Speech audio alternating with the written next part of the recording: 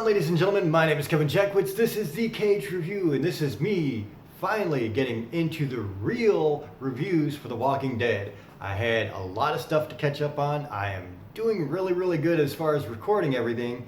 Now I just got to get it all spun together in Vegas studio and then get it out to you guys. So hopefully within the next few days you guys will have a lot of content coming and I'll be caught up after that. So, Walking Dead, we are at Season 10, and we are at episode 17. First time we've ever had an episode 17. I don't know what made them decide to want to do this like mid-season thing that they did, or like after season really. But it was cool in some ways. In some ways it was like, same old shit. A lot of throwaway episodes. So this is called Home Sweet Home. I got my notes right here because, I watched everything and had to take notes. So, if I'm looking down, that's why.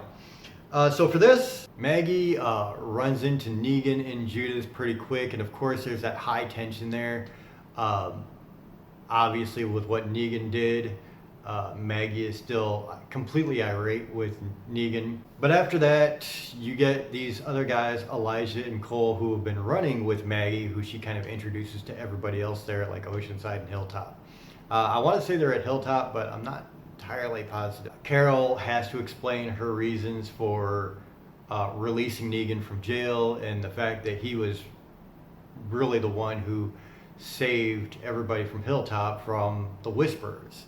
So now this new group, they're about to go walking out and they need to do it Whisperer style, and so you get this scene where there's a standoff with them and these walkers that are trying to get in, and there was this really cool scene where one of the walkers gets a head crushed into the door because they were closing it. That was pretty gruesome.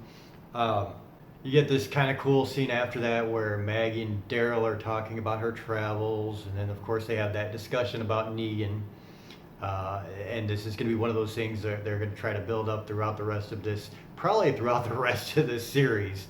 You're walking into the last season, this is going to be a highlight. Maggie then learns about Kelly's missing sister, Connie. And I honestly forgot all about Connie, I'm not gonna lie, because it's been so long since I've seen anything, and it just out of sight, out of mind. So yeah, they're trying to explain to Maggie everything that's happened while she's been gone. After that, you get this like outside in the forest scene where Maggie finds one of her clansmen has been killed. And it's a subtle mention of the Reapers. It's kind of like a very light introduction to the Reaper clan, which I gotta be honest, I've said this before, I really don't care about the Reapers. I don't give a shit.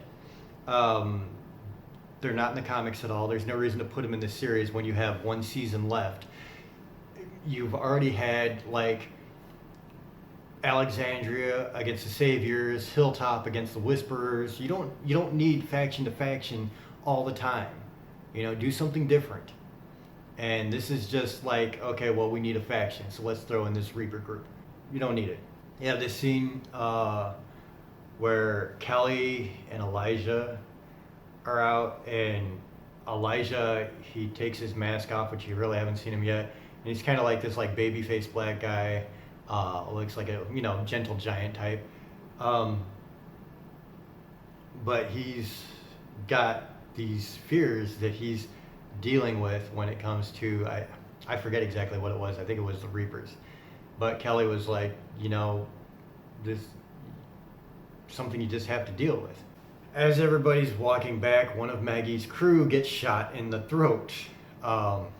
And then we kind of get like, the chase is on, and we finally see this group, the Reapers. It ends up with one of these Reapers being caught, and they're kind of like asking him questions, and instead he pulls out a grenade, sacrifices himself, and really that's all that happens, because of course nobody important is going to die.